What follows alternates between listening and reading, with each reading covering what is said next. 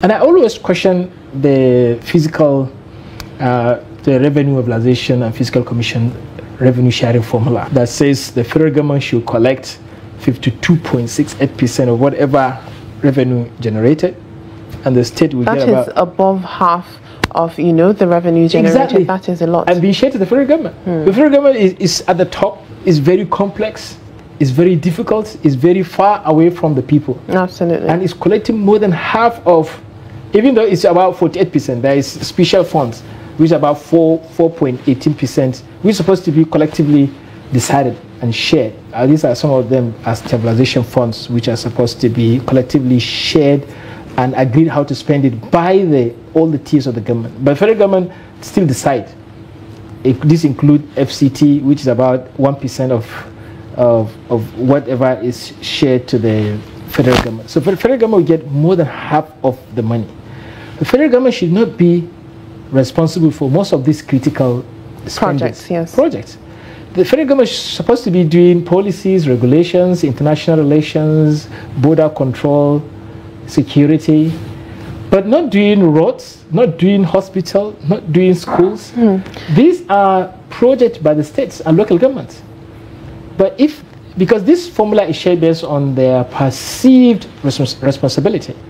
So the federal government is perceived to have higher and enormous responsibility than the collection of the states, which to me, this is where the problem is. The big problem is how you share the revenue. All right. The federal government is supposed to collect less and do less.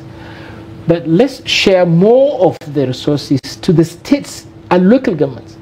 Even though I know the politics with the local government funds, the money that was supposed to be, because local government is supposed to get about 20.60% of the total revenue, and the states supposed to collect 26.72% of the total revenue. So you can imagine the whole 36 states are sharing only 26.72% of Nigeria's gross revenue in the FAAC. That is way below. It's grossly inadequate. Absolutely. It's grossly below. And that's why most of these governors, they always start coming to the federal government looking for support. They could not pay salary. Loans. The federal government will now becoming the big boss. All right. And now they lose their control. But the point I'm trying to take you to is the issue of local government autonomy. All right. You also have to look at the real value of the after deduction revenue, because you have to take account of inflation. Because maybe 10,000 naira today is more valuable than maybe 15,000 naira in the next 3 years or 4 years. So as money slips, it loses value. So what was shared before the subsidy removal could have been more valuable than this big amount that we are celebrating on the news headlines. So if you look at 2022 before the subsidy removal, the inflation rate as at June 2022 was 18.60% as at 2022. But as we speak, last month, June 2022, inflation was 22.20%, thereabout. So you see, we have more inflation now than the before subsidy removal. Yes. So the inflation has eaten the value. If you are going to convert these figures into their real value, discounting them, removing the effect of inflation, what we are sharing of 1,018 billion will just become 828 billion. That's the real value of what we are sharing. So it's not this big amount, trillions. The real value of what we are sharing is 828 billion. And if you are removing the inflation effect from the 2022 figures, what we shared at that time was 608 billion.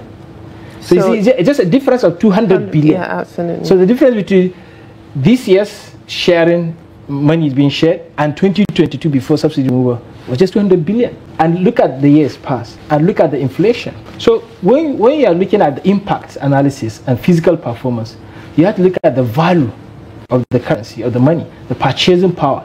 Even as at that time, the dollar was not more than 1,000 naira, but now we're talking about 1,516. Yes. So the purchasing power of the money has reduced. Even if we are sharing these huge amounts to the states, to the local governments, what they can do with it is less. If it is road, doing road per kilometer is more expensive now than 2022. if you want to do infrastructure, whatever kind, even now salaries have increased, minimum wage has been raised. So that is another liability. So you have more money, but liabilities are increasing. The cost of doing governance or doing these capital projects, doing road constructions, every cost have increased. So your revenue has just, I told you, by real value 200 billion. But the additional responsibility, the cost inflation have risen for more than this percentage. So there is so much, there is less for the government to do, for the states, just because of this increase. Even though some of the refunds are also going to their coffers. That is just those deductions I talk about. But if you look at the effect of subsidy removal in this year, a lot of politicians are claiming that after we remove subsidy, a lot of state governments are collecting more money. What are they doing with the money? But then with the intricacies of what you just explained, when it comes to those allocations, do you think that those statements that have been made by saying that they'll get more money, they'll do more with it, was just setting themselves up for disappointing Nigerians due to the fact that it wasn't that much when it comes to the intricacies of the allocations and the increase in allocation? Yeah, because the politician will always leverage the nominal value increase, and we have to acknowledge, recognize that there is an increase in the distribution. I told you it's 3 times more. But looking at the real effects of subsidy removal and its contribution to this increase was simply as a result of the removal of the subsidy deduction. So, I told you about those deductions. That was the first line deductions after accumulating before all it reaches yes, so the states and local. The first line deduction at that time were the subsidy funds. So you have to deduct it, but now you are not removing it. So it just staying there. But the challenge is that NNPC, that was responsible for the subsidy that time, is now supposed to be paying into the FAAC, or into the Federation account, the profit, the dividends rather, or it can spread it across the 12 months, or rather it can pay lump sum at once in a year. Even though the previously NNPC was putting in, was giving into the FAAC about 80 to 100 billion every month, because governor said we cannot wait for the end of the year until you declare a profit before we get into the benefit. So as at last month, June, NNPC did not remit anything from its profits. So there is no remittance from NNPC. What NNPC remitted was royalty and tax. Even though NNPC has not yet declared its profit for last year, so we don't know how much it was a profit, talk less of now bringing it into the Federation account. So we're supposed to have an injection into the FAAC, but we are not, because of the issues with NNPC, especially with the profit declaration and remittance into the FAAC. Even though NNPC inherited all the JV assets, but we should see the effect of that through their profit sharing, injection into the FAAC. So we are waiting for NNPC to declare their profit and see if they can. But what NNPC is doing also is whatever proceeds they get from their PSC asset, petroleum sharing contract asset, they remit 40% of that directly into the FAAC. But also 30% of that will also go to frontier funds.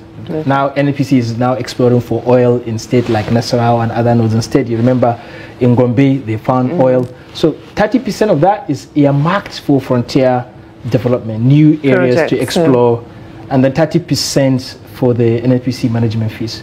So this is the effect that we're supposed to see in terms of value addition as a result of subsidy removal. But it has still helped in increasing the value of, or the quantity of the money available. But if you look at the biggest contributors, you talk about FRS. FRS contributed over 2.5 trillion out of the 3.485 trillion we talk about. And majority of that come from the company income tax and VAT. So it's not NNPC that is performing higher. Even though NUPRC, Nigeria Upstream Regulatory Commission, came second in terms of contribution to the FAAC, followed by customs and other revenue generating agencies. So with all of this, all of this analysis you just gave, what is the benefit of the common man? Because we hear these things, but we don't see them. It's not visible. Nigerians are not feeling it. The prices of food items in the market is still high. A lot of communities don't even have good access roads. Our schools are dilapidated. Students don't have basic teaching tools for them to, be able to learn on a daily basis. I mean, it is a huge question, and Nigerians are asking. We are not seeing the impact. Where is this money going to?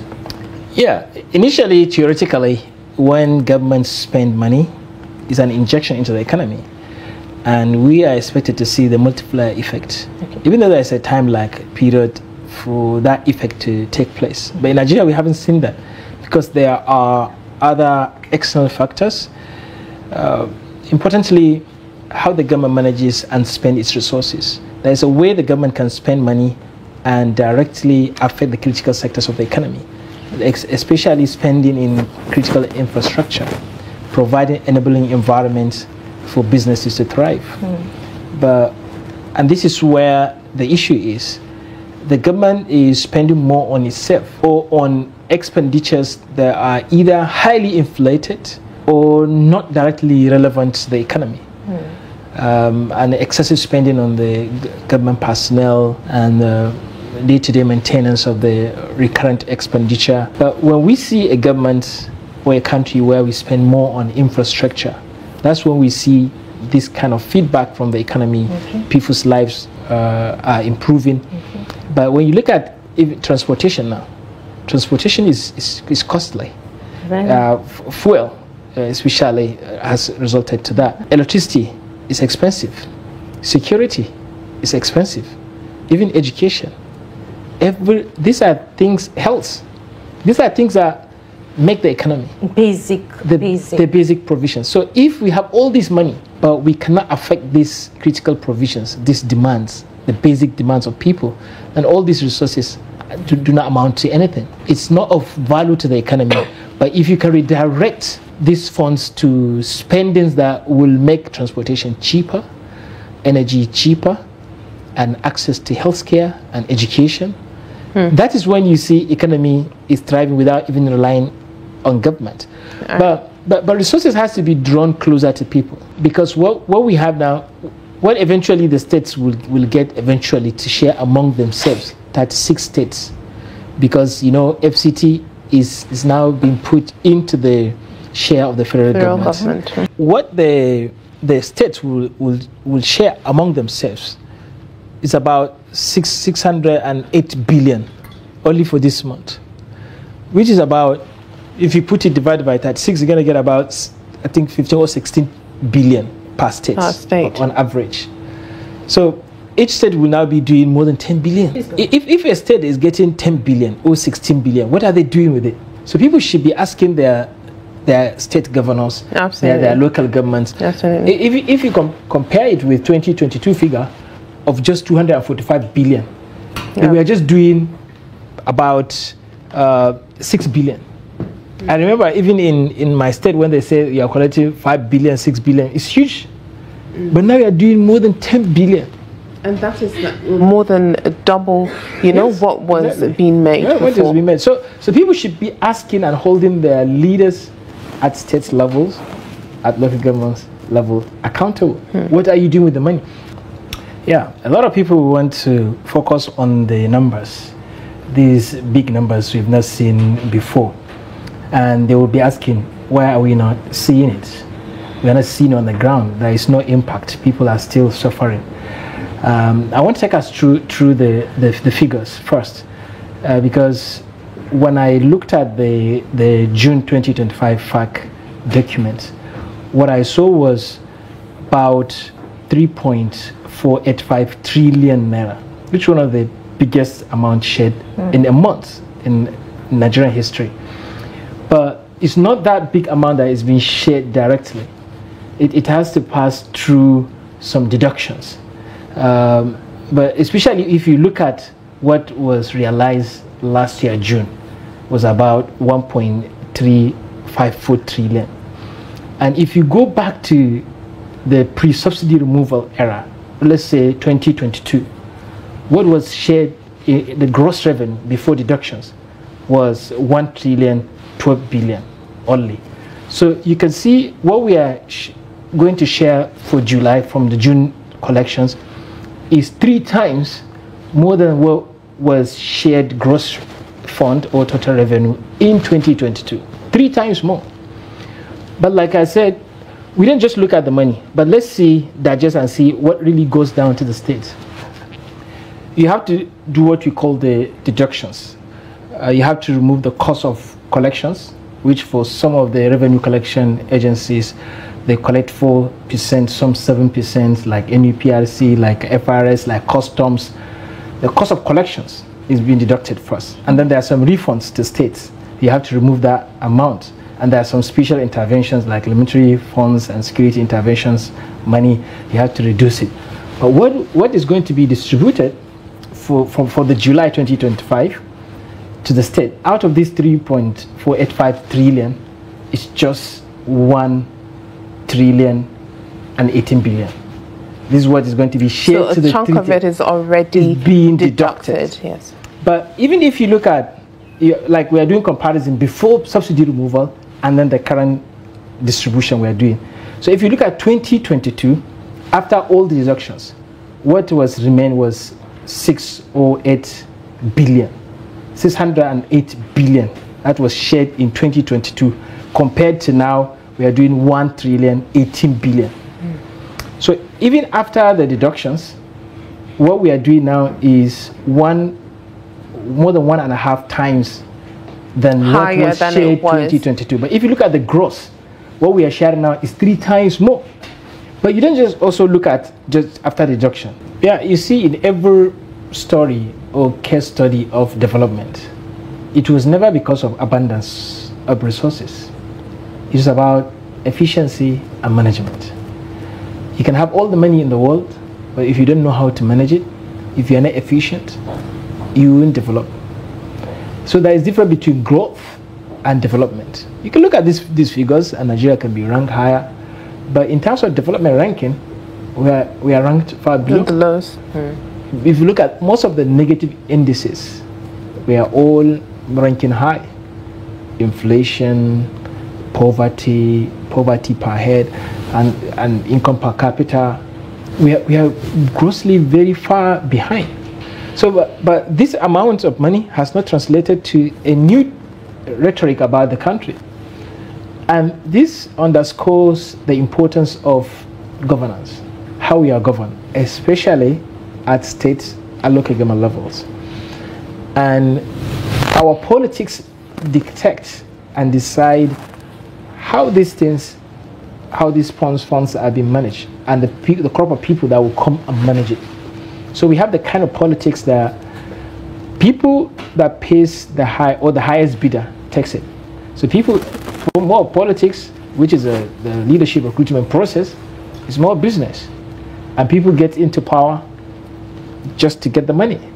And people's motive, most people's motive to get to power is to get money. Even people, if they are suffering from poverty, they will start quicking the idea of contesting election to address their poverty. So the motive into going into politics was to make money. So of course their decisions, their directions will be geared toward self-aggrandizement. So we don't have sincere purpose and intention from the politician in most cases.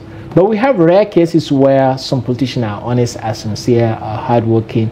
But also Nigerians have to play their role, especially civil servants and people in the political appointment position, to prioritize the need of people and spend on the things that have higher multiplier effect, not things that will give them money, because it's all about prioritization. As a government, you don't have to fix all the problems at once. Your job is to prioritize and decide which project to do, where to spend your money, that will give you this kind of ripple effect. Right. So that is the most difficult aspect of leadership, to know what to start doing. And if we are sharing this money, and everyone is now keeping this money to serve himself, then of course people will not see it. And like I said, there are some critical sectors in the economy that we have to address first before we have development, before people will say we have seen the effect of this money, to make transportation cheaper. And the easiest way to do that is to provide alternative transport system, an alternative fuel. I know petrol is expensive now, and it has eaten into a lot of people's pockets. All right. Now, how can we now have a train system, especially intercity or intracity train system, where people don't have to fuel their cars to move around? Or you can have mass transport system where people can get into the public bus, convenient one, and move around and save money, because energy demand comes first. It has inelastic demand. In the scale of preference, it comes first. All right. And if you spend much percentage of your income in that, then you have to sacrifice and let go of other spending, which reduces the spending and aggregate demand in the economy, and bringing the economy down and increasing the poverty level of people.